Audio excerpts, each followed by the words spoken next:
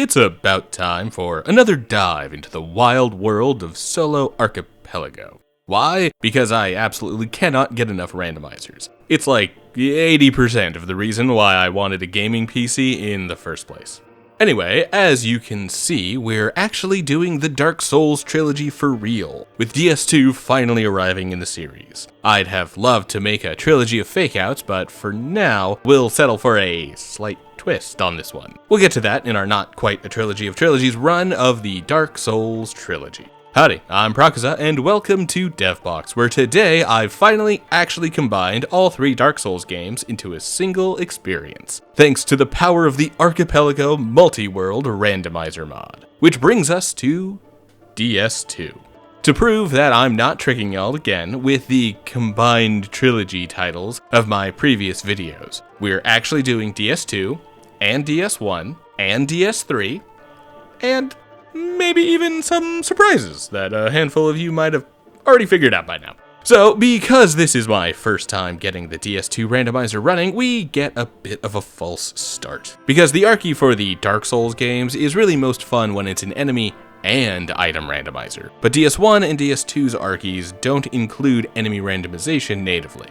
Which means that as I'm starting to head into my first attempt at DS2, I notice that the enemies in Things Betwixt appear to be rather vanilla, even though the items have been randomized, like how the starting classes have a few quality fits to choose from, with either the furry catboy feat or this Grim Reaper looking dude. And yeah, I'm picking the kick-ass looking black robes and skull mask, because if I'm going to suffer through DS2, I'll at least have aura while I do it. I also notice that I'm sending out stuff to the other games, like Fogwall keys to DS1. Yeah, that's a new update, and it will come up in a bit, so the Archie is working, even if only for items.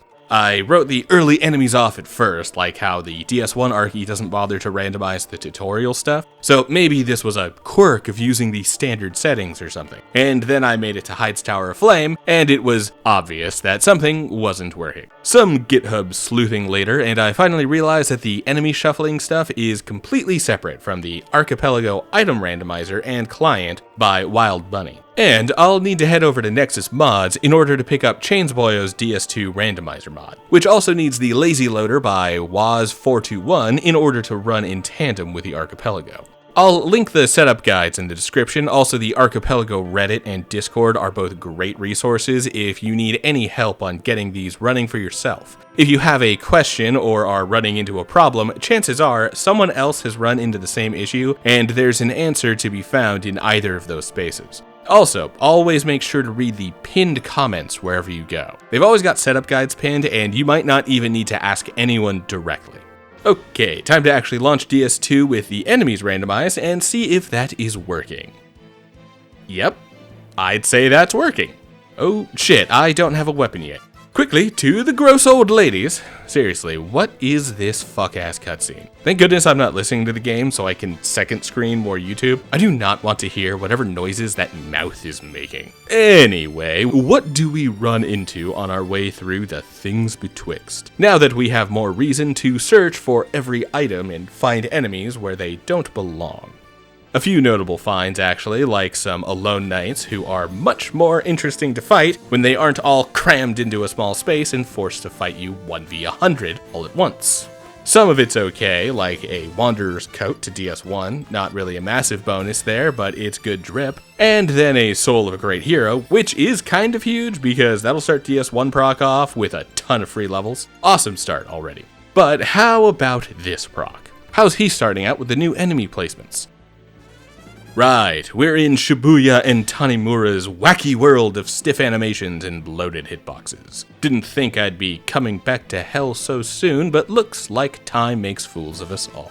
While we're here though, we do manage to find a bequeathed Lord Soul for DS1, neat. We need 4 of those and a Lord Vessel to hit go mode for DS1. So we've got a baby seat already, giving us one of the 5 finale keys so early. Clearly, all of them will be equally easy to get.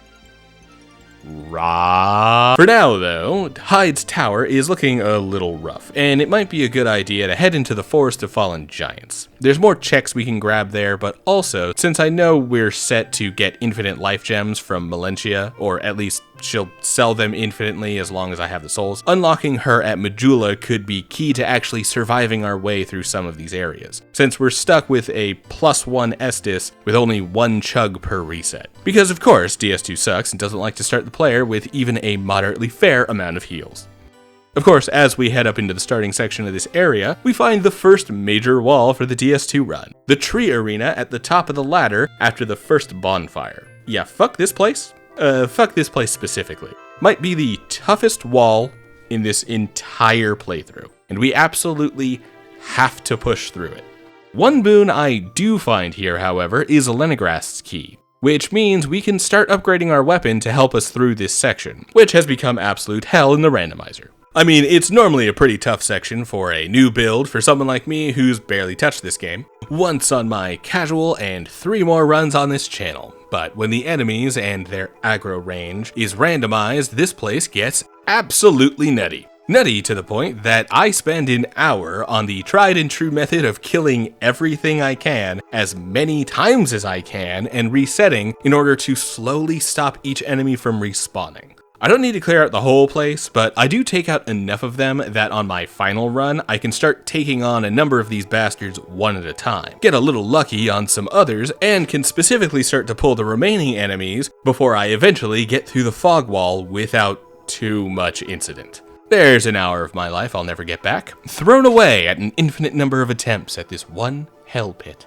Oh, and the hell gets even hellier as the frigid outskirts reindeer spawns in the tunnel on the way to the bonfire. Still, we get through, and yeah, I don't stick around much longer before finally noping out of DS2. But as we leave, we do pick up a couple fantastic finds, like a wolf ring for DS1, one of my favorites for keeping my build from getting stagger-locked forever, the Basin of Vows for DS3, which will give us instant access to Lothric Castle right from the start, and even the ultimate mushroom, but we'll get to what that is in a bit.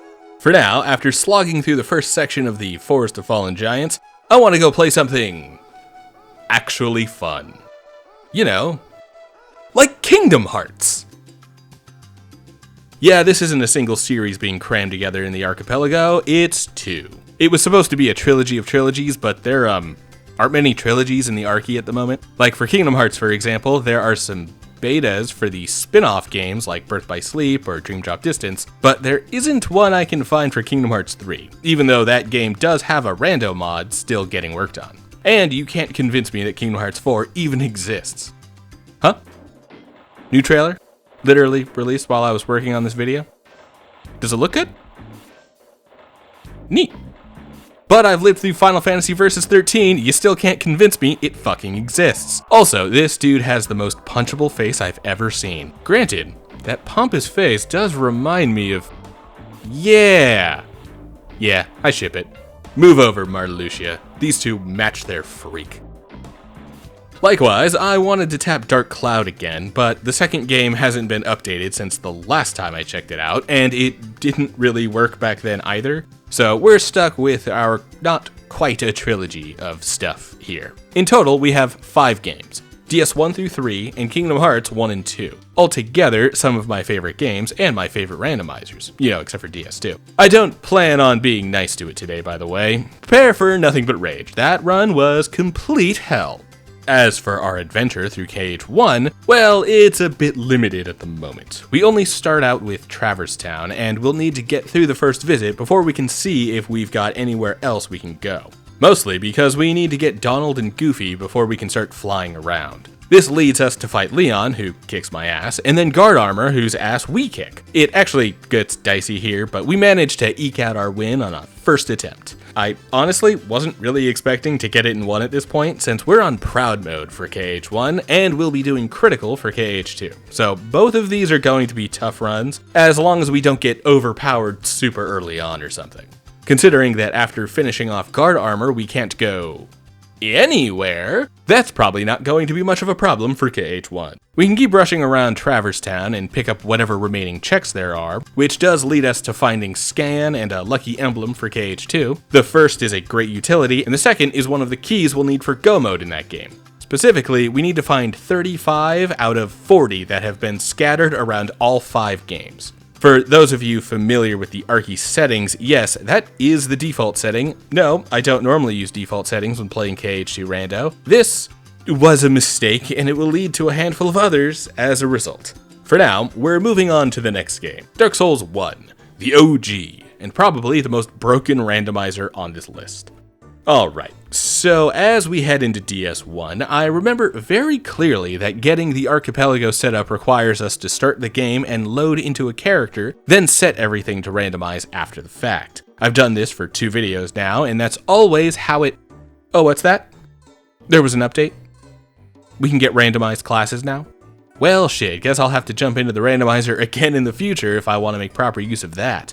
Yeah, so while the current version of the Archie client now works to give unique starting classes, I didn't check what was in the update log and started running through like nothing was new. Got the enemy randomizer running and then went ahead and did the multi-world the way I had the previous times I've come through this. So we're starting out as the Pyromancer this time, but I suppose next time I'll have to actually check and try out the shuffled classes. For now, we attempt to rush through the Undead Asylum and get to the good stuff. But this place really doesn't want to let me through. I mean, the task of simply getting to the boss is a bit of a nightmare, with a Snake Warrior, Silver Knight, and Giant Sentinel all in the way. Then, when we finally get to the boss, it's Capra Demon. Fan-fucking-tastic. His dogs halt my progress for a hot minute, but after luring them to stand under the ledge and then getting the drop on them with a plunging attack, we're down to a normal fight with the demon, who is always pretty easy once he doesn't have the backup. As we search around Firelink, we mostly find some basic items, armor pieces, and stat bonuses for the other games, nothing really all that crazy.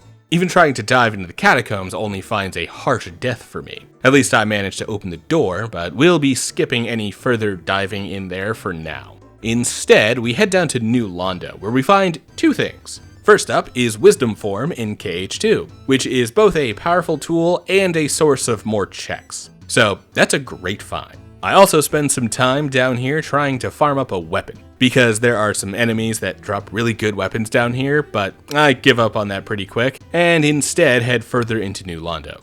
Although that has its own wrinkles. Specifically, I mean the fact that we can't make it too far into New Londo, thanks to the fact that we haven't unlocked the fog wall here. So yeah, even if we have the key to the seal or any of that, we won't be able to get any further in here. Can't even reach the shortcut ladder at this point. We'll run into a couple of these on our way through DS1, and we'll surprisingly get BK'd as a result, which is kind of cool because in previous runs, this game specifically has been able to get pretty much all the way through Anor Londo with little issue.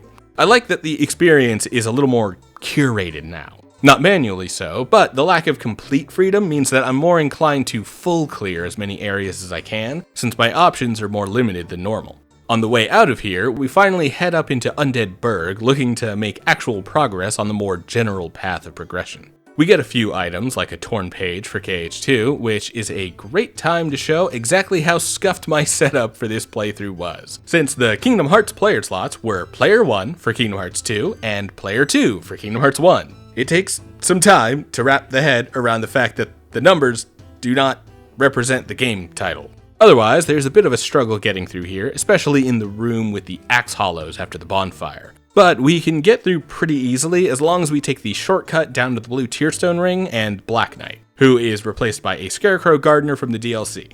We also finally trade out our weapon now that we can get to the Undead Merchant. It's a level 1 favorite, the Reinforced Club. I'm not really a huge fan of it myself, and will be replacing it eventually, but it's leagues beyond the hand axe that we had started with, after picking the Pyromancer as our starting class. Still annoyed that I didn't realize that those had been randomized this time. Would have liked to try out that Wanderer set with the Barbed Straight Sword and Dark Hand. Very interesting combination. Then, as we get up the stairs past this villainously placed mimic, we can get to the... What the hell was that?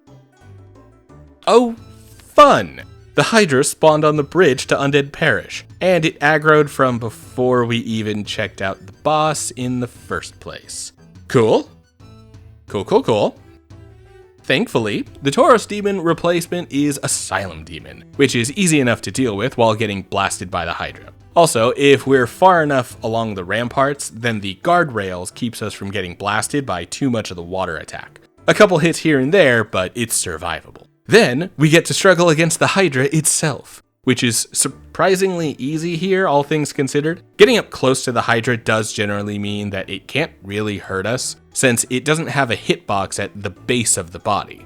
I mean, it's so easy that even after killing the giant multi-headed monster, it's the mushroom that winds up killing me on this bridge. Further into Undead Parish, we find the Sanctuary Guardian replacing the Armored Boar, which can be taken out with our Fireball spells and our remaining Black Firebombs while it's stuck in the passway leading to the stairs. From there, we need to make sure that we beat the Hollow who locks the gate behind him and get it open again, since we don't have the Fogwall key deeper into the parish. This will be our only chance to get access to Andre, Darkroot Garden, and most importantly, the Gargoyles boss fight. On the way up to the boss though, we find the very first Ansem report for Kingdom Hearts 1. This will be that game's Go Mode keys, as we need 4 of them in order to gain access to the end of the world, and open the final door to the final boss fight against Ansem. Neat.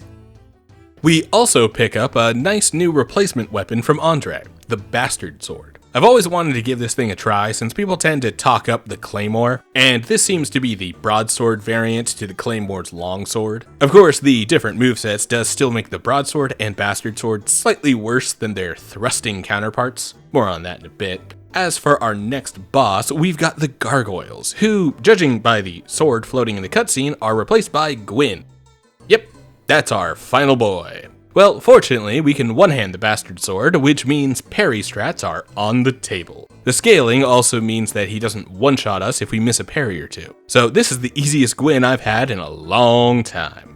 This then leads us into the Darkroot Garden, which gives us a few quality finds, like the Fire Spell for Kingdom Hearts 1. That actually opens up a couple checks, but we're still a long way from being out of another very quick BK mode there. We also grab up some nice stuff from some other games, like an Undead Bone Shard for DS3, and some helpful skills like Drive and Experience Boost for KH2. We're not looking at major progress improvements, but we are seeing some other games get their builds underway. Then it's time for another boss, and this one is a doozy. Yeah, so the Moonlight Butterfly is replaced by the Four Kings, and even with the scaling, this is a rough arena for this fight. Honestly, this is a rough arena for most fights, but sometimes bosses are too big and will straight up jump off the side.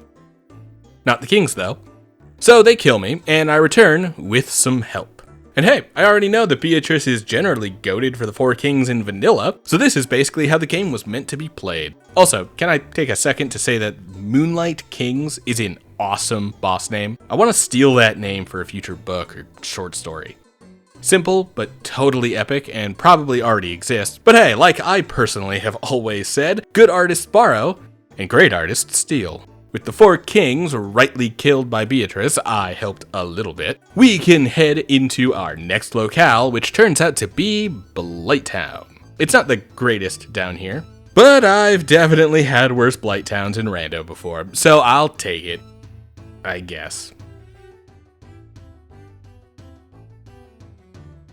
This place is full of checks, but this trip is cut a little short since we're struggling to even make it to that first bonfire. Once we do though, we go take on Quelaag, who is now replaced by Calamite. Not gonna lie, I expected this one to go worse, but every time I fight these super tough endgame bosses, scaled for earlier areas, I'm pleasantly surprised to find that it's never their actual movesets that make them so difficult. But the fact that they tend to either one or two shot in their normal arena is definitely more closely tied to their difficulty than their actual combos. Still, my Bastard Sword is only at +5, so with Chonky Boy Calamite replacing Chonky Girl Quelaag, this fight takes a hot minute, as we need to scratch his toes for the better part of an hour as he struggles to finally die.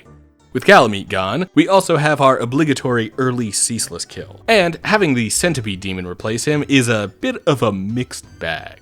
I mean, at least we get a real fight this time. The last two dudes we fought here jumped off the side pretty quickly. That being said, Centipede Demon is kind of an annoying fight, where the biggest problem is the terrible camera and DS2 level massive hitboxes. Guess Shibuya and Tanimura had been taking notes after all.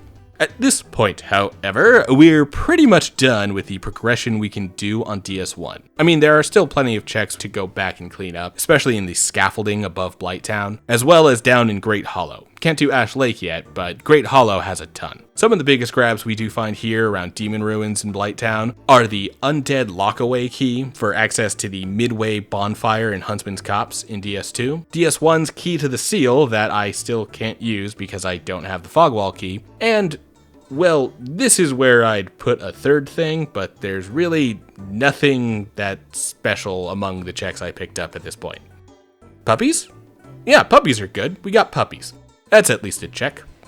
Okay, onward to the next game. In which case, let's swap franchises again.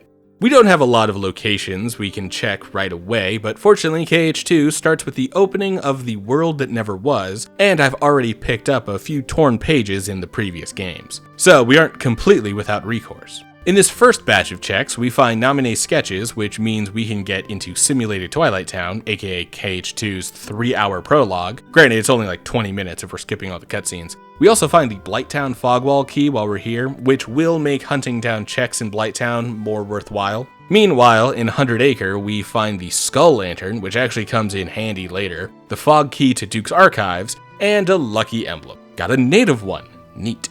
However, in all of that, all we managed to unlock for us here was Simulated Twilight Town. So I guess we're heading into Roxas mode, which used to be more fun, but the people developing the mod decided to remove Roxas's adorable little bunny hops because he didn't have the animations for the schmovement tech for years. I mean, all it used to do was softlock and crash the game, a worthy trade-off for the best animations in the rando.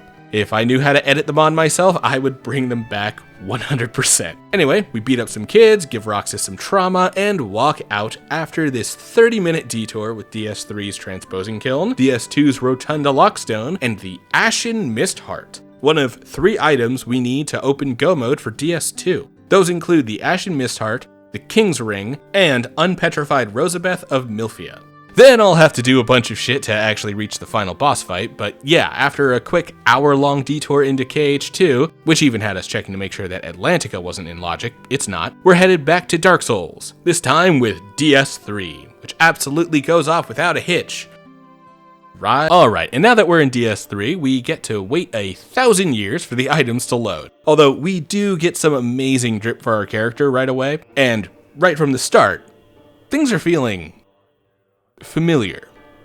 For anyone who saw the last time I tried to trick you guys into watching me play Dark Souls and some other stuff, with Dark Cloud 2 as the replacement for Dark Shit 2, I got Pontiff Sullivan as the tutorial boss there as well. Fortunately, that helped me get a little better at the fight, so when I run into him again, we get through on the first try. Once we're through Pontiff, we also find the coiled sword in the shop. Again.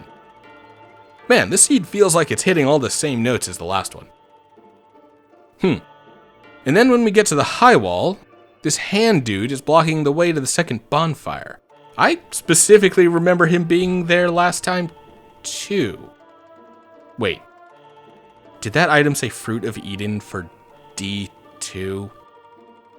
Well damn, I forgot to actually randomize the game on the current seed. Yeah, so it turns out that Fruit of Eden was meant for Dark Cloud 2, as is the grenade launcher I find later in this room. Boy, wouldn't that have been a boon to find for DS2.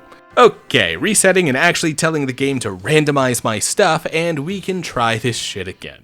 That makes 2 false starts in the same video. Gotta love it. Alright, and now we've got all new starting classes. Not gonna lie, this Herald with the brass armor and the Urple hood has some aura, but the starting Estoc is not for me. I already learned that lesson in the Pirate vs. Ninja run, any other rapier, to be honest, not the Estoc. Also, look at this shit. The rando looked me in the eyes and said, "Hey, you want a starting torch? Or a starting torch? The fuck is that?" Anyway, we go with Mercenary this time, even though the Alva armor for Cleric is really calling me, but I had to go with the Fire Witch armor and the Hollow Slayer Greatsword. Once again, all the best designs in DS3 come from DS2, like the new life given to the Mirah Greatsword. Only now, it's in a fun game. So, boss time. Who's it actually gonna be? Oh, we've got Eodex Greatwood. How poetic, considering that we normally get the sword from transposing the Greatwood's soul. The sword is actually pretty good at killing the boss too. It has the reach to snag most of the pimples, and the moveset has enough verticality and speed to not really struggle against the gimmick. A quality kill to get through the start of the game. Unfortunately, that does mean that Pontiff is now waiting for us somewhere later on. So, that might not be the best situation when we get there. As for the high wall itself, it's rough again. Some randomized enemies, like the angels from the Dreg Heap, can really make some locations without much overhead coverage a major chore. Still, we get through fine and redo all of the pickups we'd done before. Funny enough, the other games were actually getting their proper items. It was only DS3 that was missing out because of the initial snafu. For now, though, the most notable pickups so far are Red Trinities for KH1 and the Entry Pass, which will let us complete all of Olympus Coliseum when we finally get there. We also find the Skill and Crossbones for KH2, which finally gives that game another level to explore, Port Royal, the Pirates of the Caribbean level. As for our next boss here, we get Ancient Wyvern. Yay! Interesting note, turns out Wyvern actually takes way more damage when hitting his tail rather than hitting his legs. More interesting note, this guy should probably be taken out of the boss pool because his gimmick is too boring and dumb to work anywhere but his vanilla location. He's never hard, only annoying. At least Yorm is a real fight without the Storm Ruler. It's a long fight, but a real fight nonetheless. But no time to stop now, because since we don't have the small Lothric banner, but we do have the Basin of Vows, we're forced to head up into Lothric Castle early. Ironically, we did get the small Envoy banner for the Ring City DLC, but that doesn't help us here. This path of progression is a setting that I always intentionally leave on, but I figure it'll make for good content. But as we continue forward, it makes for a lesser experience overall. I'll go over the details of that when we finish the castle, but for now, know that we're watching the good part, where the settings forces me to beat my head against a solid brick wall for a few hours. Speaking of solid brick walls, our dancer replacement is Gundyr. The randomized names won't tell us whether it's Champion or Eudix, but the growth on his back confirms before the phase transition that we're about to deal with a big pus-filled one. I honestly expected this to be a bit more of a problem here, especially since I'm really not good at fighting phase 2 of either Gundyr, and this one is scaled to be at dancer levels of HP and damage output. But it actually goes fine. Turns out, even beefed up, Eudix isn't much of a hassle these days after all. First try kill, and we even get the Soldier Key for our trouble. A very nice find for DS2. Now that we're past Dancer and can head up into Lothric Castle, we shop around the Consumed King's Garden for a while, and even into the castle proper. We've also swapped our weapon at this point, because I've always been curious about Nameless's sword spear. I even used it to describe a spaceship in a book once. It's a twin-headed warship that pierces through space as the literal spearhead of the power-hungry feudal lord Ronin's battle fleet. But it really isn't doing it for me here. Maybe if I could get it all the way up to +5 in Lothric Castle, I'd enjoy it better, but for now it's only at like +2, and it feels a bit too slow for my liking. Granted, my liking is apparently now claws and katanas, so everything is going to be slow compared to those. As for the castle proper, we make a few quality finds here, like Trinity Limit for KH2, not exactly a key like a lot of other interesting finds, but a killer tool that will be necessary for getting through some fights moving forward. We don't full clear this place, and we actually run into 2 boss fights that feel a bit daunting as we are at the moment.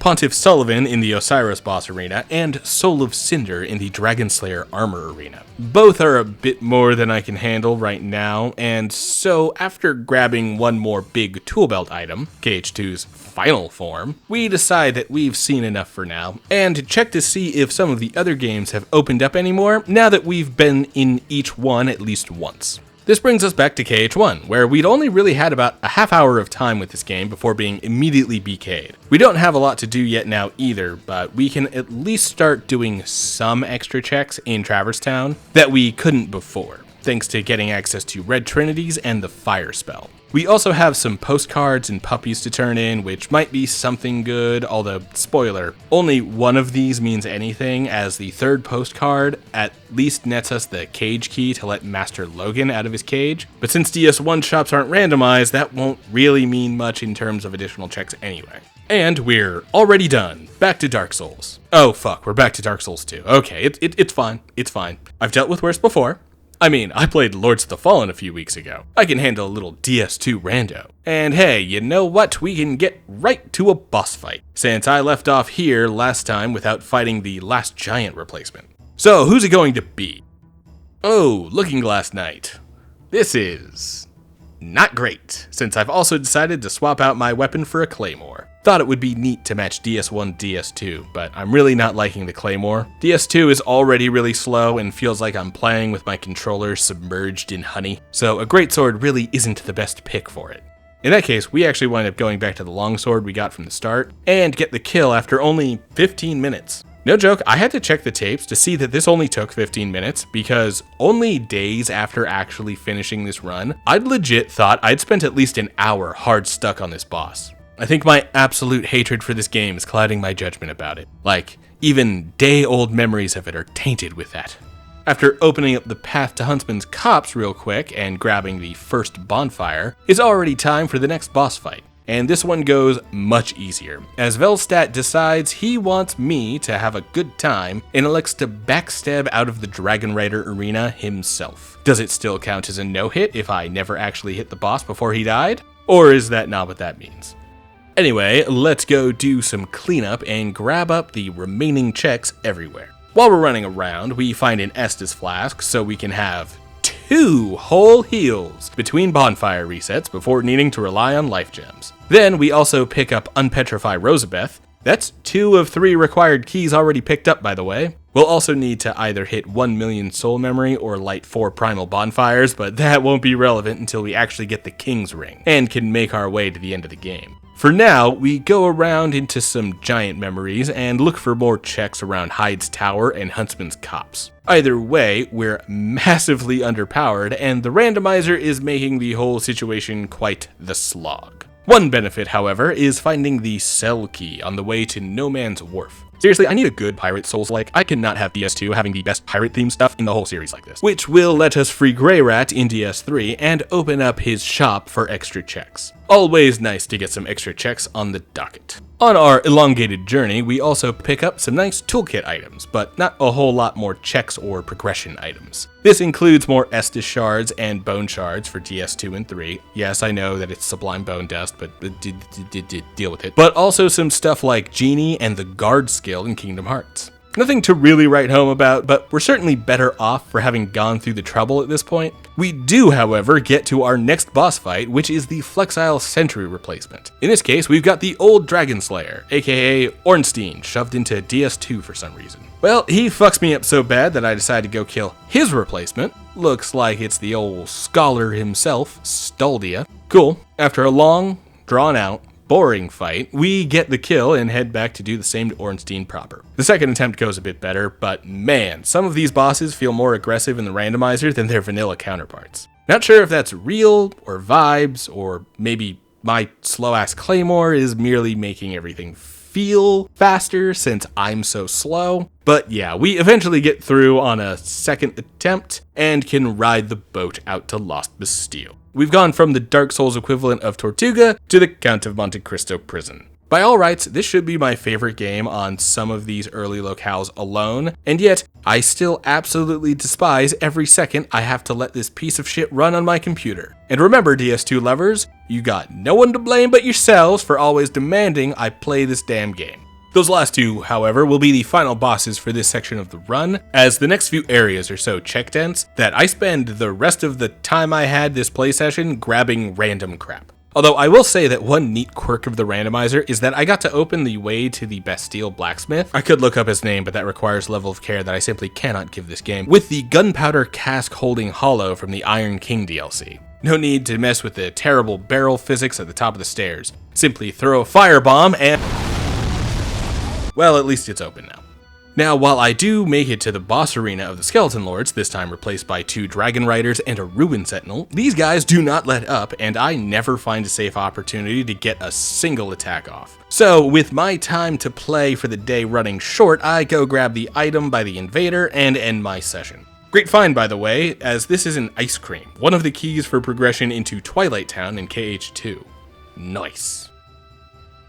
Alright, it's a new day, my patience has been reset, and I need to get the taste of DS2's dick out of my mouth by playing some Kingdom Hearts. In this case, we're going back to KH2, and we've got 3 new places to check out. 1 easy, and 2 pretty late game. That'll be fun. At least I've got Final Form and Trinity Limit.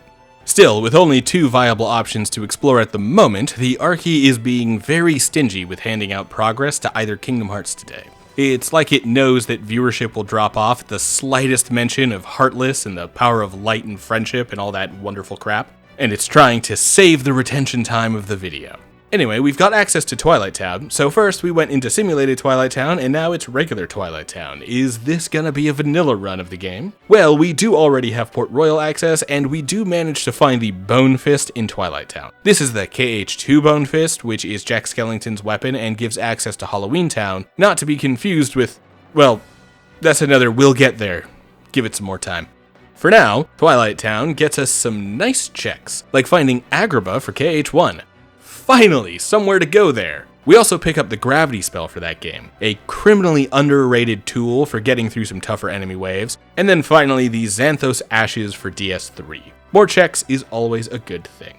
After the baby easy mode that is Twilight Town, we now have two other locations we can check out, Halloween Town or Port Royal. These are first visits, so neither is an endgame location specifically, or at least technically, but they are two of the last levels on the first visit progression, so they're going to be much harder than either of the Twilight Town visits have been so far. In this case, we decide it's time to head to Halloween Town, because most of the checks and bosses are a bit easier than the Port Royal stuff, but not by much. And honestly, the fight that gives me the most trouble is right here at the start of the Christmas Town section, where this one Jack-in-the-Box Heartless can kill me in one hit from across the arena, and this encounter summons 3 of them. 1 in the first wave and 2 in the second. Using Jack's Limit is extremely helpful for taking these guys out, but it still takes like 10 tries. I'm really feeling the pain of not having access to Second Chance or Once More. Then there's the Lock, Shock, and Barrel boss fight, which I'd argue is a bit harder than the final boss of the area, and is also way more interesting. But I don't think either of those are very controversial among KH2 fans, especially considering the quality of life changes the randomizer makes on that final boss. As for the Prison Keeper here, this one is another ongoing collection of resets. In certain forms, this one can also one-shot us, and I haven't gotten access to the Cure spell yet, though I do have a few high potions to keep me going if I get hit. The major strategy here is to basically spam the shit out of him and hope that we can survive the onslaught long enough to wombo combo him to death. In the final run that gets the kill, the cycle is melee combo him until he swaps out for a different trick-or-treater, then blast him with Trinity Limit once he can take damage again, follow that up immediately with a swap into Final Form using Magic and Final Form's endless combos to quickly blast him down, and once that runs out, we've got our MP back and can get one final Trinity Limit off on him. We still need to be careful not to get hit at the start of the fight, and while setting up the drive form and limit attacks. But this is by far the simplest way I could find with the tools at my disposal to take the Prison Keeper down without too much trouble.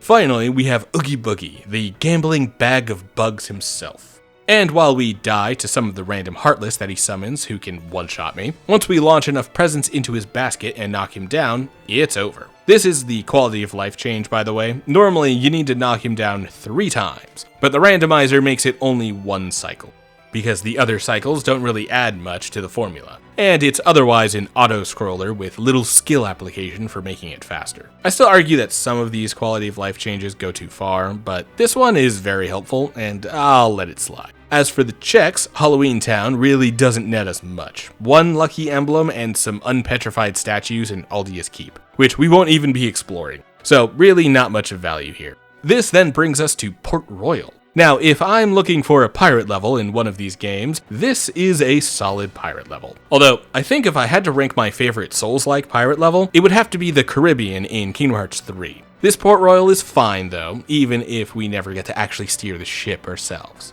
As for the fights here, nothing is really on the same difficulty level as back in Halloween Town. For one, this is a slightly earlier place, and we got a lot of levels clearing all the way through Oogie, so nothing one-shots me anymore, even if some of the pirates can be pretty risky to fight.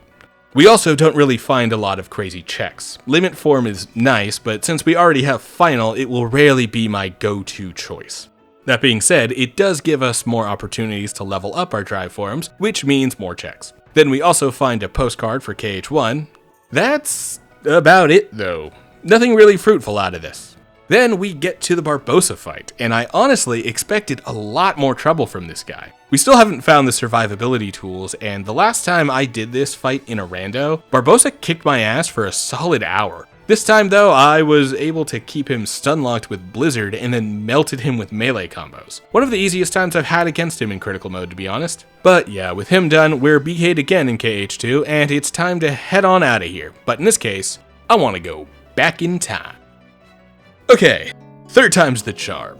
And we finally have somewhere to go in Kingdom Hearts 1. It's Agrabah, a mid-game location, and we've only finished Traverse Town, the starting location. What could possibly go wrong? Well, we're right back to one-shot land, and that's from the most basic enemy we find in this place. And I don't even have quick access to potions like in KH2. Fantastic. As we roam around, we get some nice soul finds for everything in the Dark Souls trilogy, and we even find a fun little dagger for DS3 that I've been curious about for a little while now, but have never gotten the chance to really give it a try. The Aquamarine dagger. Might have to give that another look when I get back to that game. And that's about it for interesting finds in Agrabah, for now at least. We only really get access to about half the level before I need to rethink my strategy and figure something else out, because I'm really not finding any success here, and I get hard stuck for about half an hour against the Pot Centipede boss fight, as he generally kills me in 2 hits, and sometimes even gets the job done in 1. Still, not having second chance in either Kingdom Hearts game while trying to push mid to end game levels is proving to be a bit too daunting of a task for me. So we'll come back for this, hopefully after we unlock some other locations and can get some extra levels and come back a little bit stronger. Alright, we're back to DS1, and things are immediately feeling easier than our time in Kingdom Hearts. Way less getting one-shot and a lot more vertical area traversal. In this case, we're trying to find all of the checks in Great Hollow up until the Fog Wall, which we can't travel through since we don't have the key to Ash Lake. Then back in Blight Town, we can thankfully take a few hits without instantly dying and farm backstabs to obliterate some fools. Very nice. Oh, and we pick up the actual Claymore instead of this bastard sword. Maybe it'll be worth taking a look at what folks always claim to be the actual GOAT of DS1. Oh yeah, and then a Taurus demon flattens me. Maybe it's time to swap over to Sense Fortress. Fortunately, we have the first fog wall, and that means we can get deep enough to pick up a few good checks, like an Undead Bone Shard for DS3, Improved Glide, and Sword of the Ancestor for KH2. That'll take us to the Milan area, which has a decent number of checks, and should be a lot easier than the last 2 places we've been in that game. Unfortunately, once we get to the top of Sense Fortress, I don't have that fog wall, and need to head back without getting the bonfire, or having access up to the Iron Golem replacement or Anor Londo.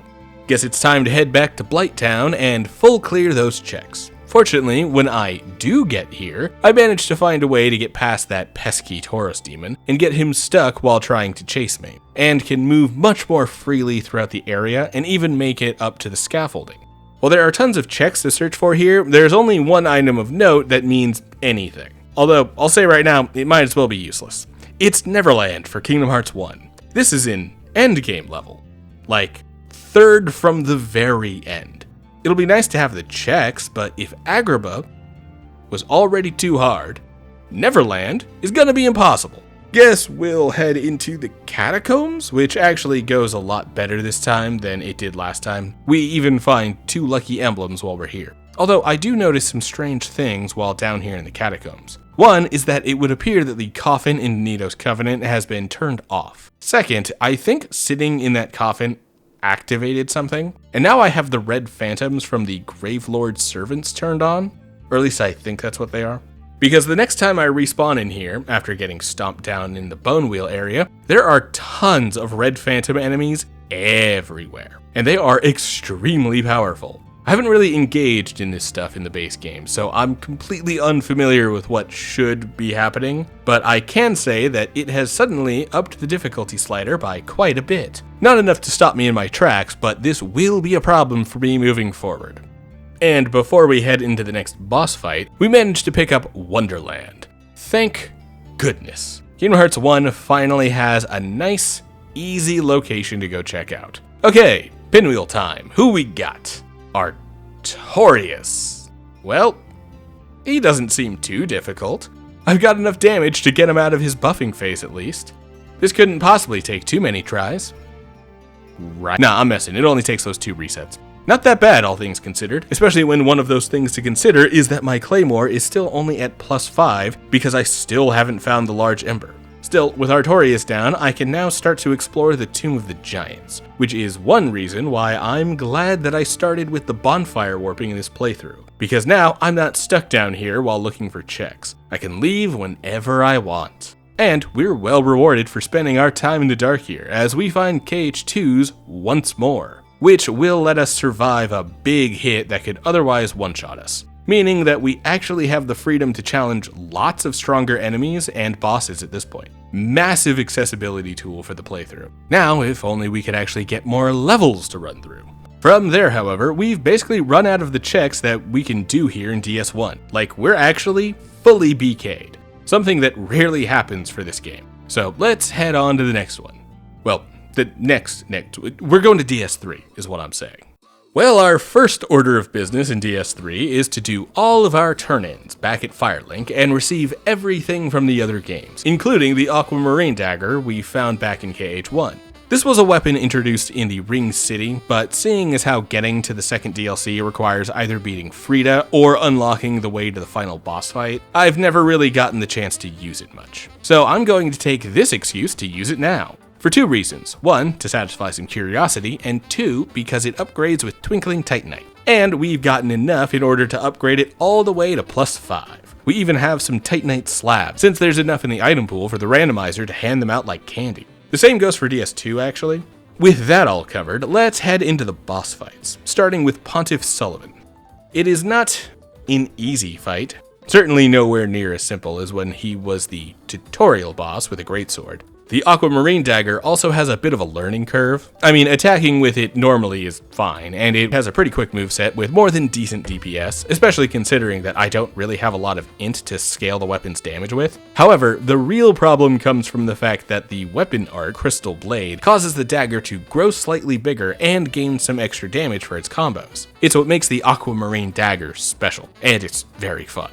However, it takes a second before you can actually start attacking after activating the skill. The result is that even though the weapon is really fast, the hesitation at the start of the combo makes maximizing on some punish opportunities really difficult. So yeah, a learning curve against Sullivan, who's been tuned up to be in the Osiris arena. Still, after a few resets and only about 15 minutes of attempts, we do finally get a good run and start to get the hang of the delay at the start of each attack. It's strange, but I still really like this weapon. The vibes are so good. Could ideally make for a really neat Spellblade build. If only it was available a little faster. Also, a quick trick to get past the delay problem is to always do the first attack after rolling or while running. This will open the stance with an attack and skip the little dagger flip that activates the stance and gets us straight into dealing damage.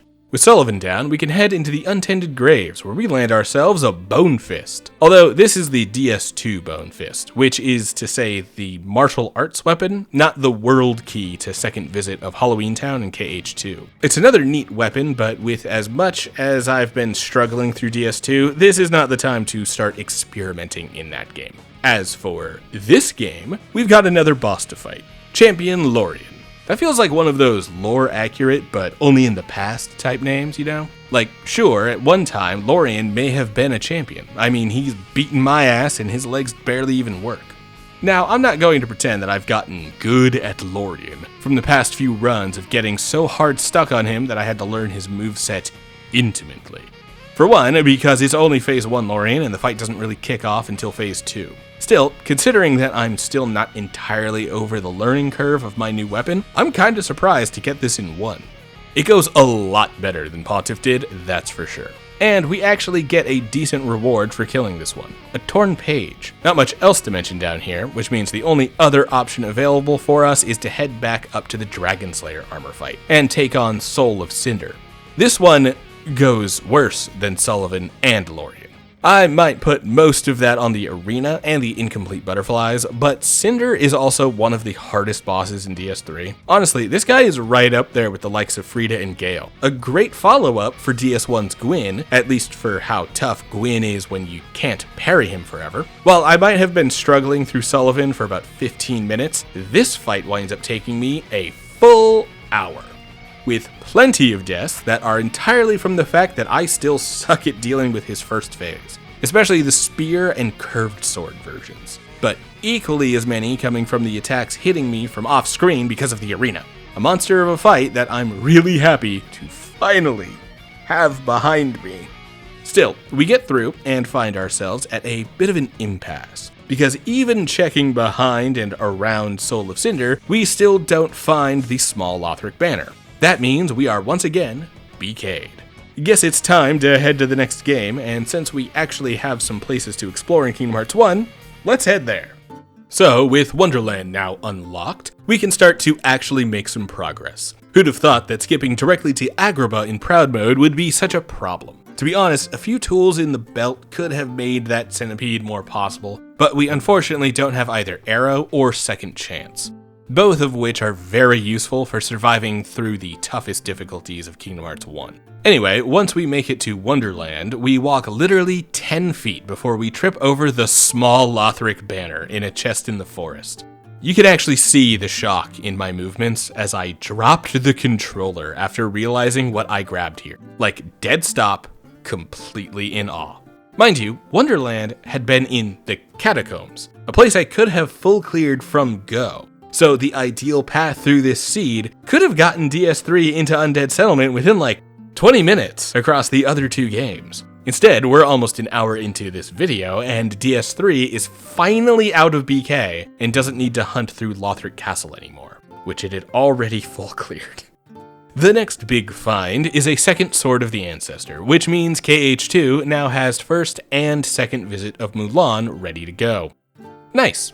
Otherwise, we need to do the trial and the boss fight against the Trickmaster before we're done with Wonderland. Fun fact about the trial, apparently when submitting evidence, the box that lands first will usually be the one with the Heartless in it. Although they all fall so close to each other that it's pretty hard to tell with the naked eye, which is why I picked the middle box and get Goofy locked up for the fight against the Crank. Looking at it frame by frame, it looks like it might have been this box that would have been the Heartless, but we're plenty strong enough to get through this encounter without needing Goofy as backup anyway, so it doesn't matter that we picked wrong. Then we finally get to the Trickmaster, and can I say that I'm really not a huge fan of the final mix recoloring. We've already seen it with this weird piss yellow being applied to the Soldier and Large Body Heartless, replacing their original purple and blue motif that is infinitely better than whatever this is now. It also appears on Guard and Opposite armor, making for our weird Iron Patriot color scheme we saw in the first boss fight. Again, the purple and black is so iconic and sharp that I don't understand some of these changes.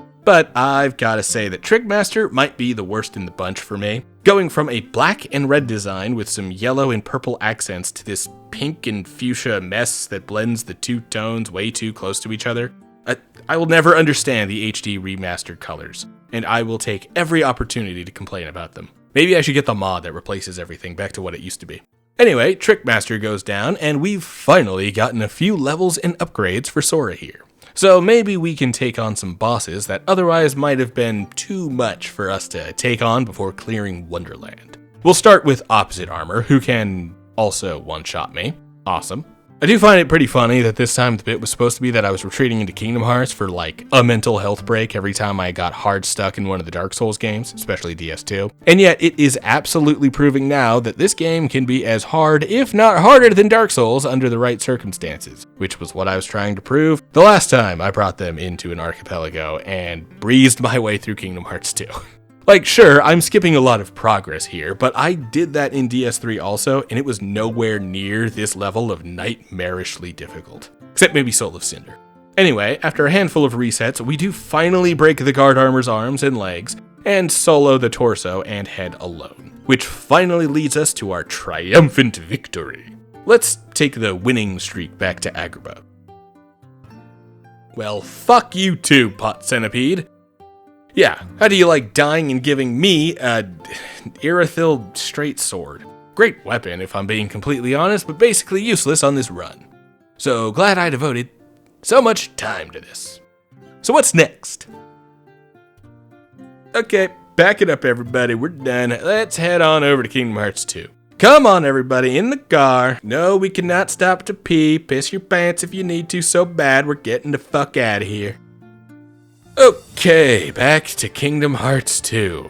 where we have once more and a powerful Keyblade and some new locations to roam. This was also when I realized that the Bone Fist had gone to DS2, by the way, as I was rather surprised to see the game did not load in the second visit to Halloween Town. For the best progress, we'll get more checks from Mulan 1 and 2. Anything good here? Well, as a matter of fact, yes, we get a lucky emblem and a rapier for DS2. The second one might not sound huge, but aside from like the twin blades, the rapier is actually one of the best weapons in DS2. Another reason for me to hate that game, by the way, since thrusting swords tend to be my least favorite weapon class in the Soul series. So prone to whiffing and zero crowd control. A good longsword with a pokey R2 will always be my preferred weapon type.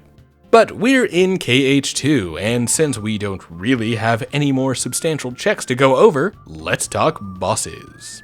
One quirk of the randomizer, and I'd assume a major reason why folks tend to play this on critical mode these days, is that after struggling through a few late game areas, Sora tends to get pretty overpowered when then heading back through the remaining first visits. Which is how Shen Yu barely tickles me when he's in DM mode, and I flex down more than half of his health with a single Trinity limit. The second visit, on the other hand, that still gives me some trouble, as Riku, the mysterious figure using Riku's Soul Eater weapon, nudge nudge wink wink, we definitely don't know who this guy is, starts to kick the shit out of me.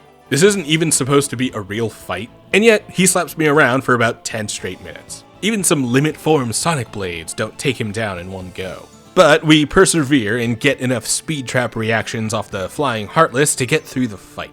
Or maybe I survive through a timer. I actually don't know how the Riku on the mountain fight works behind the scenes. Surprisingly enough, the next hard stuck point isn't even the next boss. It's against the group of nobodies Xigbar summons before we can head into the throne room. These dudes can one-shot me with the deadly laser blaster shot, even while I'm in final form. My big trick for getting through here, though, turns out to be simply activating Final Form and then spamming magic so they can't fire their shots, and if any do get by, then be prepared to use the Warp Snipe reaction command as soon as it appears on screen. This really shouldn't have been such a difficult hurdle, and yet here it is, taking me a half hour to get through about 10 nobodies. Stormrider, on the other hand, is quick and easy. I fumble riding on his back for a hot minute, but it only takes one extra cycle to knock him down. Melt him with some Final Form boosted fire magic. Imagine how fast that would have been if I actually had Fire or Fire-Aga. And we're through with little extra effort. Nice. But that actually leaves us BK'd in KH2, without having found any progression items for any game, to be honest. A few lucky emblems, sure, but we're still a long way from Go mode anywhere. At this point, I had both DS2 and DS3 to explore, with a lot of opportunity to head through both, which means the only way to decide was with a coin flip. Heads was DS3, because it was preferred, obviously. Fuck DS2. And Tails was DS2, because I didn't want to play it. Fuck DS2. I have a double-sided coin, and it still somehow came up Tails. Anyway, here we are in DS2, and we've gotten the Silver Cat ring a bit ago, so now we can drop down into the Grave of Saints. Is this going to be a fun place to go next? Not right now, it's not. We do manage to get to the second bonfire in Grave of Saints at least, and kill the NPC invader, which is nice, since the last two invaders we've had to deal with have beaten the ever-loving shit out of me.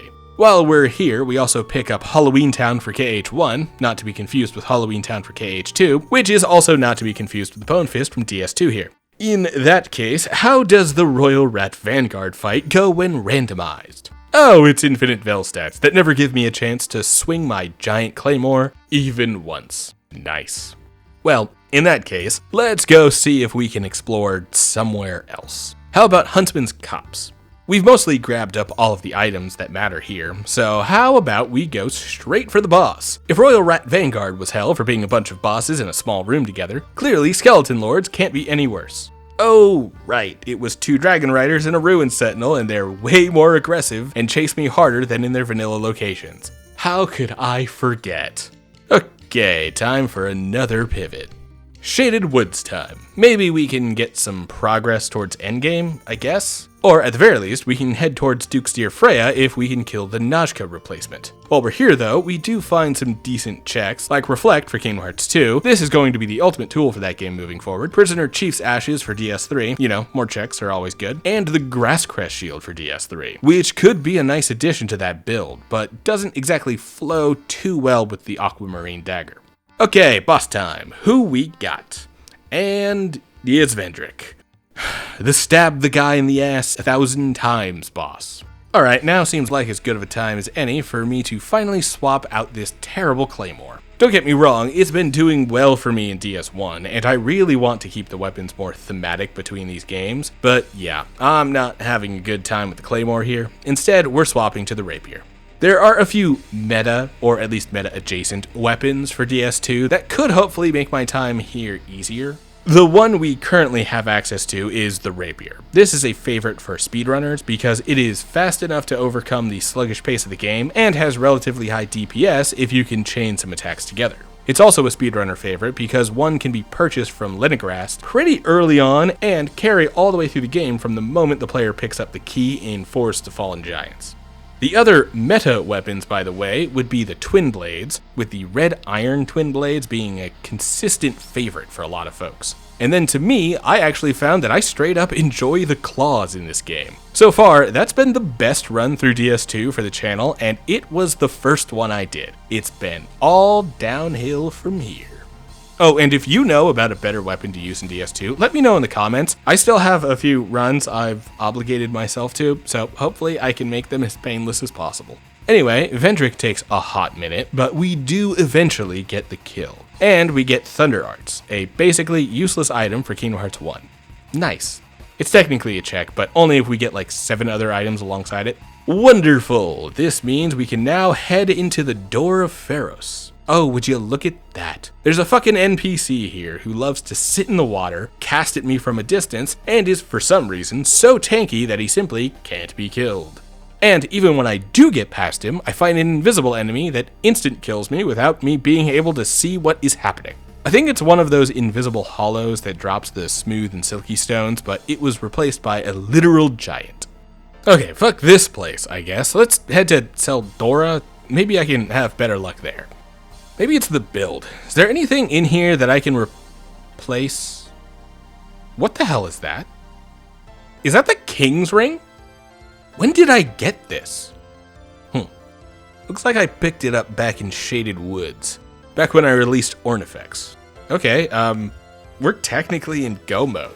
Like, we have a long way to go, but we don't need any more checks from other games to hit the end game. We do still need to go to 2 places, however. First, we need to head back to the Forest of Fallen Giants, enter the Giant Memory, and beat the Giant Lord replacement. In this case, we have one of the Skeleton Lords, which I'll take. At the very least, I can get some catharsis by association, since this guy's normal boss arena is completely unplayable right now.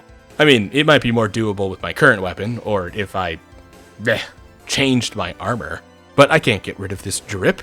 It's the only thing making DS2 worth playing right now. Anyway, Skeleton Lord goes down on the first try, and we pick up the Giant's kingship from killing him. Oh, and we also get the Skeleton Lord's soul from the giant behind the boss fight. Funny.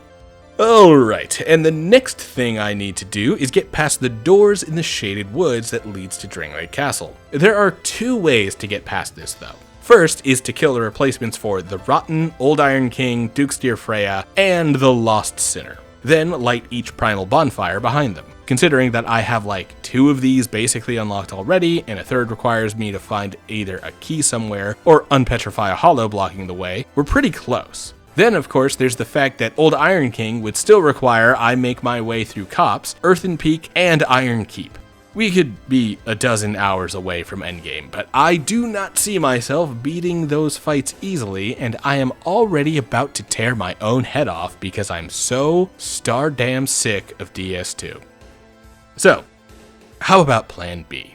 Well, that requires we head down into the gutter, through Black Gulch, hit the second bonfire, racking up many deaths along the way, and take on the Rotten replacement. In this case, it's Executioner's Chariot, and this 2-headed horse bastard does not make it easy on me. Anyway, get the kill, then use a bonfire aesthetic enough times that we gather a total of 1 million soul memory, as denoted in the top right of the menu. We can use these souls we've been gathering to buff our stats a bit as well. Then, with enough soul memory, we can open the door in Shaded Woods without needing to light the primal bonfires.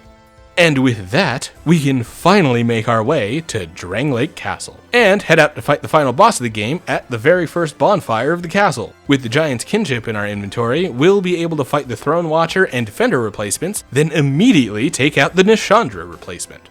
So, who are our final 3 bosses for the evening? Would you look at that? It's Nishandra. And Ornstein. Didn't we already fight you? Fun fact, these two make for the ultimate combo here, as both enemies are incredibly aggressive, and I barely even have time to dodge Ornstein's opening attack before Nishandra takes me out with either her laser or her scythe swipe, or even simply the slow draining of the dark orbs that she summons at the start of the fight. This is hell, and we actually have to reset the fight so many times that the Freya spider waiting by the door stops respawning by the time I get the final attempt that gets the kill. In that case, maybe it's time to use that oldest of Dark Souls strategies. Call for help.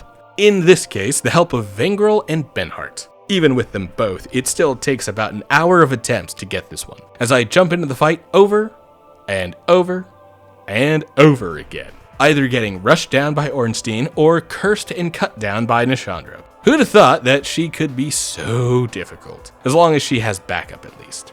Before the attempts are done, I even abandon my drip and wear whatever strongest armor I have on hand in order to try getting through the fight. It's a small help, but it eventually does the job. And Benhart is sacrificed to get us through to the actual finale.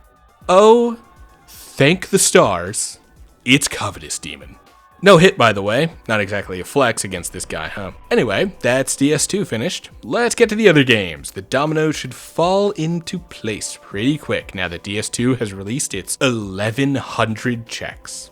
Alright, our next adventure is back into the worlds of Kingdom Hearts 2.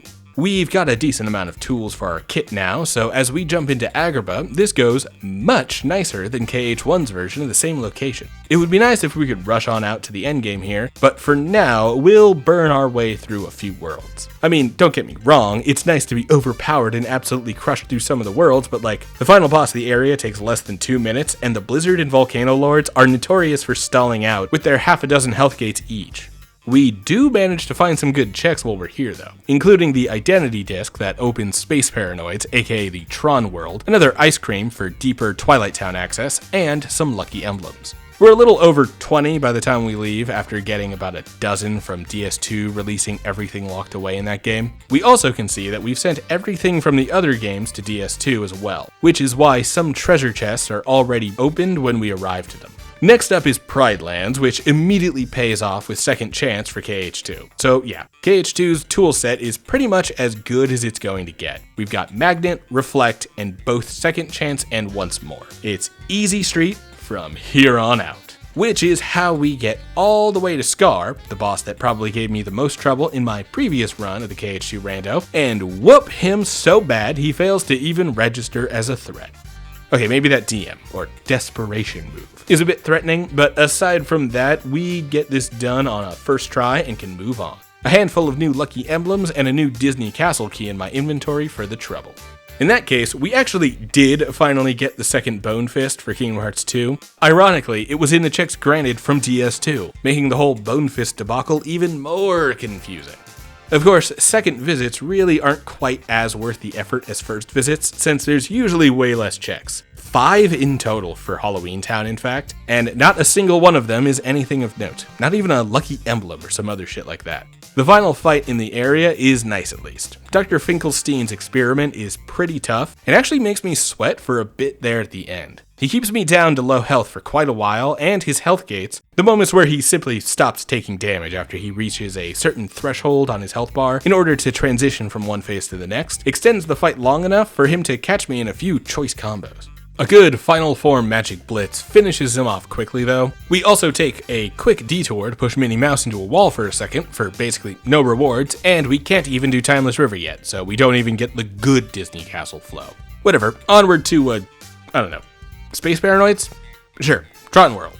Alright, well, we do the quick strat for the world's easiest cup game, and then we pick up Master Form during the screen fights in the data space, while we try to farm up some experience while we're here, and the Heartless will spawn endlessly. Incredible pull there really, as this is the last of our forms, which means we can now level each one to 7. and each of those levels are also checks. Unfortunately, I forgot to boost experience gains on the drive forbs, so leveling them is kinda slow and cumbersome, but we make do. Then we get another fun and interesting fight that is also notorious for stalling by becoming invincible for way too long, and especially ruining the few moments where we can actually freeze the boss. At this point though, it's a familiar situation. We're overpowered, have a full toolkit, and I at least partially know what I'm doing to keep the boss from becoming invulnerable for too long. The next area actually gives us one of the closest fights we've had since we jumped back into KH2. In fact, it gives us our first death in a while, but we're getting ahead of ourselves. We're heading into Port Royal, and we need to take out the Grim Reaper, a Heartless that reacts rather strongly to most magic, even the elemental attacks from Jack. This is the easy part, and we get through without much trouble. What does cause us a bit of trouble is after we've done Luxord's little wild goose chase looking for extra medallions, we get back to fight Grim Reaper a second time. Only this time, he's been cursed by the Aztec gold. And now we can't land our kill on him until we've dumped all of the remaining coins back into the chest. This one even gets a knockout on me. I'm being pretty greedy here since I'm almost at the end of a pretty long fight, but with some more careful playing in the second attempt, he gets me again because 2 of the remaining coins were up on a box and I missed them while trying to sweep through the area. Okay, 3rd time's the charm. Oh, thank goodness. Well, with that, we're starting to run out of places to go in Kingdom Hearts 2. So I guess we'll go to the end of the game?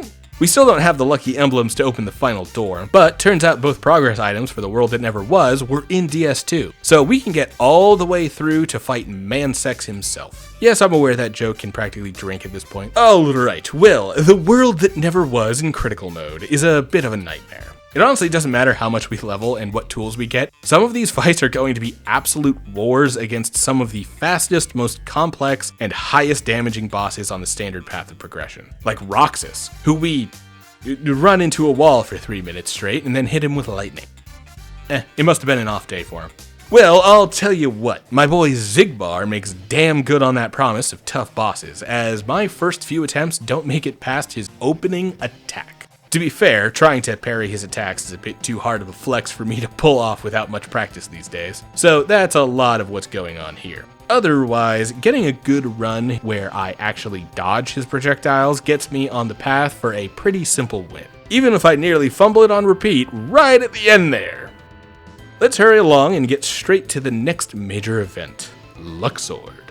Honestly, this is another one where surviving the first 30 seconds is more important than the remaining several minutes of fighting.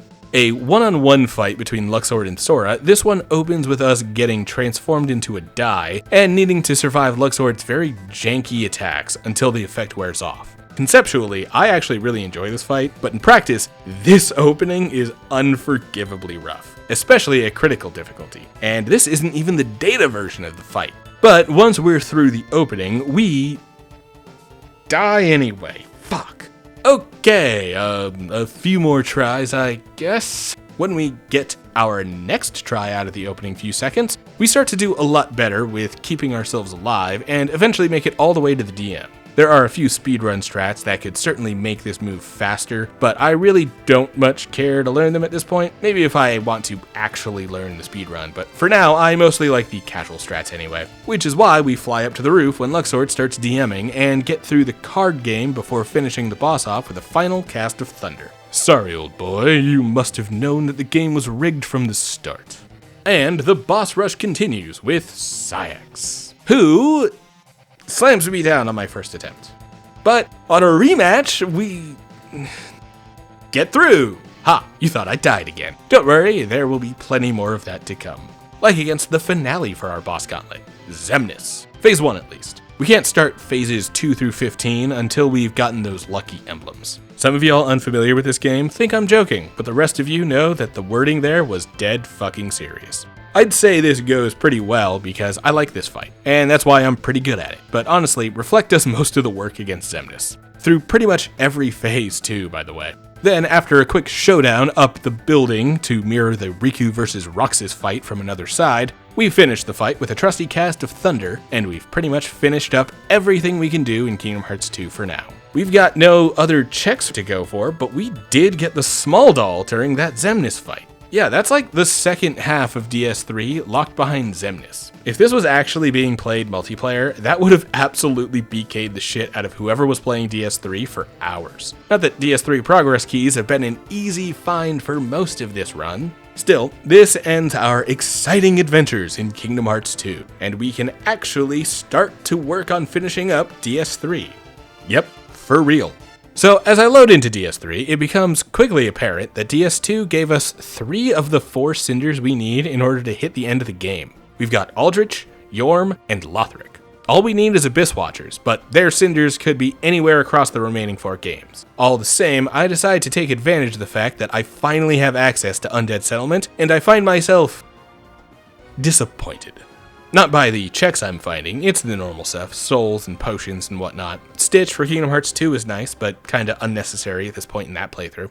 And the Chloranthy ring could be a nice addition to DS1's build, but yeah. The disappointment is how easy the early game is at this point. It's one issue with giving early Basin of Vows access and not guaranteeing an early small Lothric banner. Getting stuck in Lothric Castle for so long, and getting strong enough to get through there, means that the early parts of the game are now going to be so easy that they really don't offer the challenge I'm looking for here. To note, this is more than simply the bosses too. Big event fights like the Outrider Knight on the way to the Road of Sacrifices and the Demon by Sigvard are also pretty simple, even though they should both basically be mini-bosses. I mean, the Outrider being replaced by a crab certainly makes him less intimidating already, but the Sullivan Beast should have been at least a bit more difficult. And then we get to Phase 1 Gale in the Curse-Rotten Greatwood Arena, who I kill so fast the room doesn't break out from under my feet until he's already long dead. I almost made it out of the room before falling below and getting the checks down here. This easy breezy playthrough even continues into the Crystal Sage replacement, as I get the single easiest Osiris fight I've ever had. Barely even need to bother dodging this dude. Slap away with my magic dagger and combo him to death while using the damage type that he's supposed to be strongest against. Maybe we can make a quick detour to DS1. There should be a few checks to grab there, right? Especially since DS2 sent over a handful of Fogwall keys, like for Sen's Fortress and New Londo. Let's head for the more check-dense option, down in New Londo. Definitely not picking this because I loaded into Firelink and figured New Londo was closer than Sen's Fortress. Alright, drain the water, grab some chests, What the fuck? Was that the last cinder of the Lord? Okay, it's been 5 minutes and we're going back to DS3. My stars, what kind of luck is this? Alright, time for the final fight. Who we got? Hard to tell from this distance. Kinda looks like Artorias, or barring that it's actually from this game, it looks like one of the skeleton dudes from Catacombs of Carthus. Oh, it's the Abyss Watchers. Funny, considering that their cinders were the last ones we needed in order to get here. Alright, and on a first try, we struggle for a bit against the multi-fight, but make it into Phase 2. Not sure why the Abyss Watchers aren't separated like the Twin Princes or Gale's phases are, but I'm sure it probably has something to do with the way that the IDs on the characters works. Still, this is a tough fight, and the second phase slaps me around something fierce. The arena certainly doesn't help things, as I get caught on random logs and weapons, but I gotta say, this is what I was missing back in those fights in Undead Settlement and on. This is exactly the type of challenge I was hoping for, and really puts the Aquamarine Dagger to quite the test, as the clusterfuck of the multiple bodies on the field in the first phase makes that delay between holding L2 and actually getting my attacks off a deadly trade-off. In the second phase, however, I find that the weapon is pretty good at holding the Abyss Watchers in place for a hot second, but only really enough to get 2 flinches. Any further and we're pushing into trading blows territory. Granted, even 2 flinches is kinda risky. All the same, after about 20 minutes of attempts, I finally get some key backstabs in, pace out those staggers, and have a small panic attack as the game starts to freeze up while the boss dies, as the Archimod struggles to release the roughly 1,500 checks in DS3. Now that we've finally finished it. Regardless, with the Abyss Watchers dead, that's 2 games down, 3 to go. Onward to Kingdom Hearts, which is also nearly finished. Alright, we've got tons of tools after completing the 2 games with the most checks, and yet somehow we still haven't found a critical component for surviving through the endgame of KH1. We have Arrow, which is certainly nice, and helps us clear a few levels like the remainder of Agrabah and Monstro, though neither gives us any checks that really mean anything at this point. We're starting to run out of significant checks as we get closer and closer to the end of a very long run. Still, the last set of releases has given KH1 access to End of the World, and we are very close to challenging the final bosses. But currently, the final fights are a bit out of the realm of this Sora.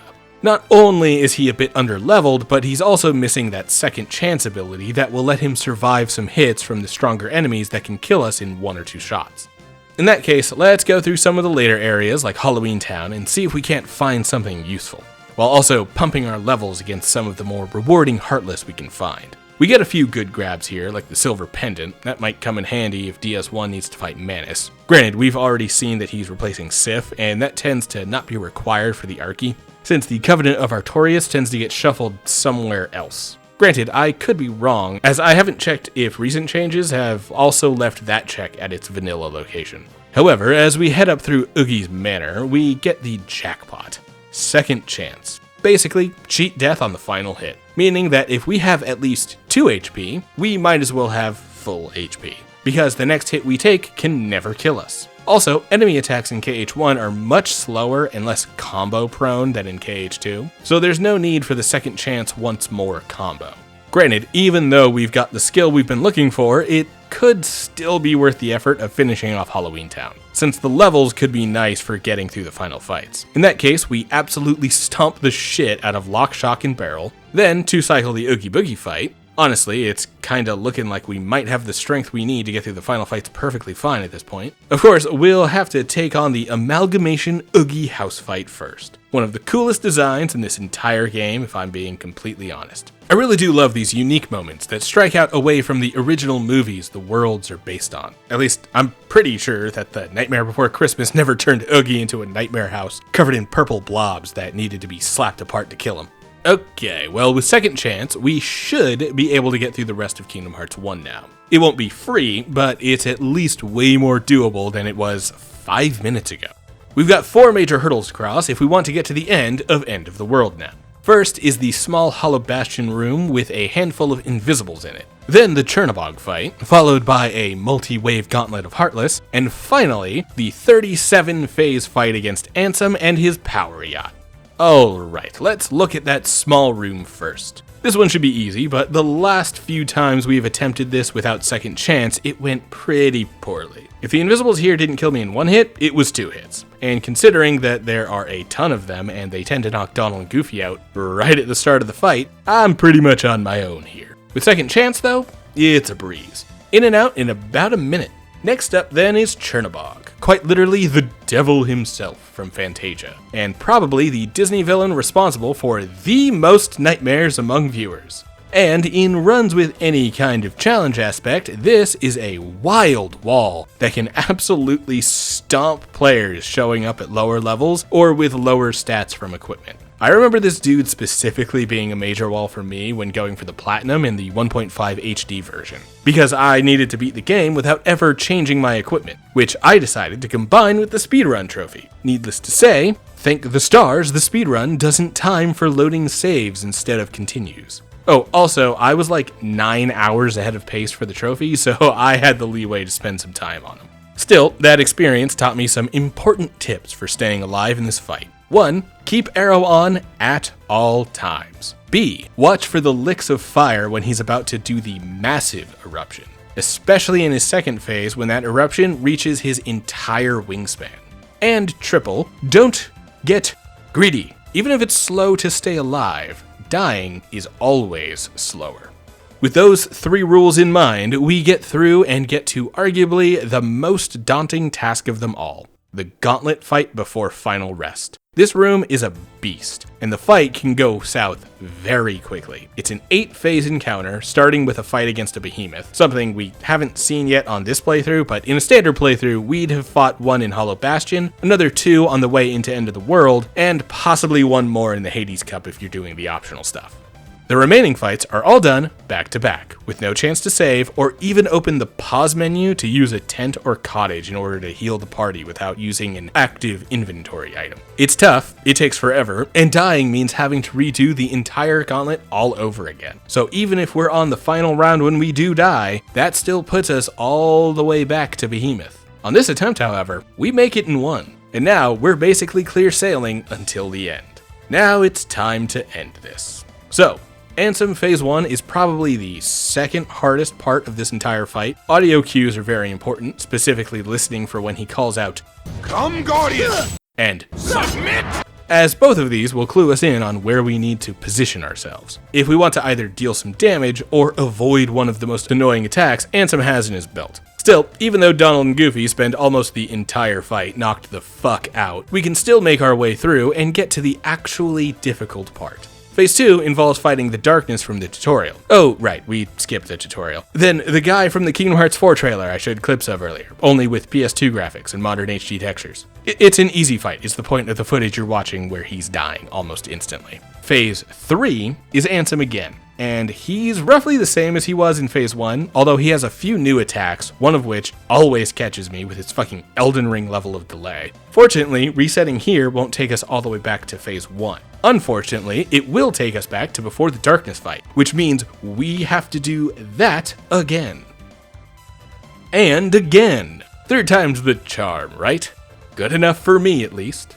Now we're finally into the clear zone. Any deaths at this point will only reset the current phase, and these next few parts are a lot easier than the regular Ansem parts of the fight. For starters, we've got Twin Blade Ansem, where he uses a Twin Blade version of Riku's Soul Eater, and Guardian is now vibing behind him. Guardian's expressions are actually the telegraphs for some of the random magic that hits us at irregular intervals. Beat the man's ass until he seals himself inside a Guardian, and head into the glowy portal to kill a floaty uvula. After the portal, we fight some wiggly penises, then head into another portal to get another uvula and save Goofy. Then we kill the ship's figurehead, which, I mean, if I thought the other things were awkwardly penisy, this guy hits the dick right on the bell end. Once we've beaten the meaty member into submission, we can head inside to show Ansem the thrill of sounding, while also retrieving Donald and beating up another uvula.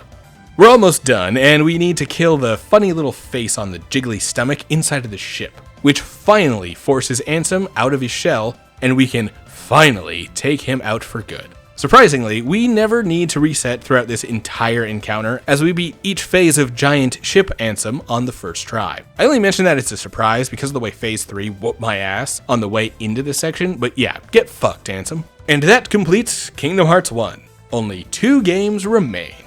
Alright, it's DS1 time, and at this point, it should be no surprise that we're only one item away from unlocking the finale, which means that the final Lord Soul is either in DS1 or in Kingdom Hearts 2. I'm hoping for the sake of pacing, it's here. What I will say for the sake of pacing is that I'm going to cut the fat of everywhere else we searched for the last item and get us right on the main path, as if I didn't needlessly search Painted World and every endgame location for hours. For starters, let's go through Sen's Fortress, where Super Smo waits as our Iron Golem replacement. Kind of a risky fight up here with all of this space to fall off the bridge where the fight takes place, but we can keep things relatively safe by always making sure to stay within swinging distance of the boss, and never letting him try to do his stupid hammer scoop. I definitely get some good RNG on this one, but Smo is also pretty easy, so that was never really going to be a problem. From here though, we can head into Anor Londo, place the Lord Vessel we already got from DS2, and let's pick Duke's Archives and the Crystal Caves first. For no particular reason. It's here, on the Seath replacement. Yeah, the final Lord Soul is quite literally in its vanilla location. Crazy. Anyway, getting into the Duke's Archives in the first place is a bit of a pain. Fucking dragon feet. But once we actually get up to the second floor, it's a simple fight against an NPC cosplaying as the thieves in Lower Undead Burg, and a mini-boss encounter against the Titanite Demon. We get the kill, but we never get to see what he dropped, since it immediately warps us as if we died to Seath. Neat quality of life, only wish there was a bit more of a delay so I could pick up what I was assuming was Demon Titanite.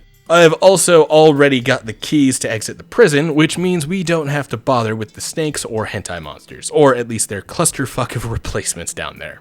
From here, we're a hop, skip, and a jump to the Seath replacement, and one more step closer to getting this whole run over with. Alright, let's see if we can't guess who it's gonna be in the cutscene. Well, the visual seems to be confused with what we fought back in the first boss arena where Seath kills us, because that's definitely a Titanite demon. The boss itself, however, is Moonlight Butterfly, completely free. All we need to do is stand under him and he can't hit us. If we're lucky, we can also slap him a few times while he's overhead. Otherwise, we can get some consistent hits when he comes down to chew on the moss, even if there's no actual moss here to chew on. And with that, we've got our final Lord Soul, and we can open the way to Gwyn. Everyone, lock in your guesses for who you think the Gwyn replacement is going to be.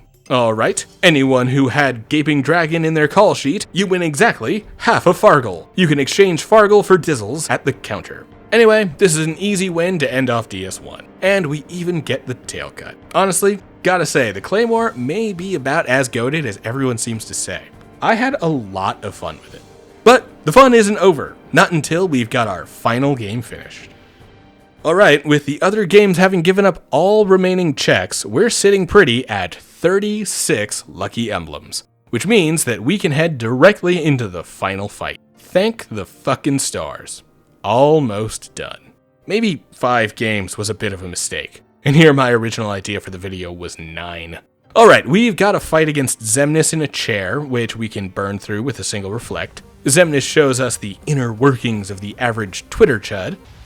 There's more to a heart than just anger or hate. It's full of all kinds of feelings. Don't you remember?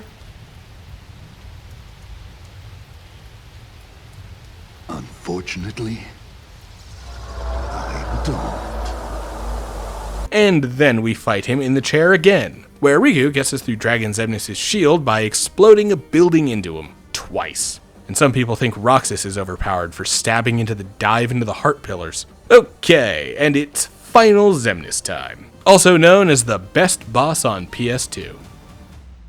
Of course, to even get to the boss fight, we need to actually survive Xemnas' opening barrage of attacks, which means I need to stop trying to greed for extra damage with a few cheeky reflects, and reverse myself to safety on repeat. Although even that doesn't get us through this starting phase unscathed. Once we do get through, and actually keep our cool long enough to actually make it to any phase where I can actually fight back, the rest of the fight is basically spamming reflect, until Xemnas essentially kills himself trying to bash into my shield forever. And then we find ourselves in the Laser Dome. And after that, it's basically over. Mash some buttons, then enjoy the cutscene, and when it's all said and done, one final cast of lightning will finish this run for good.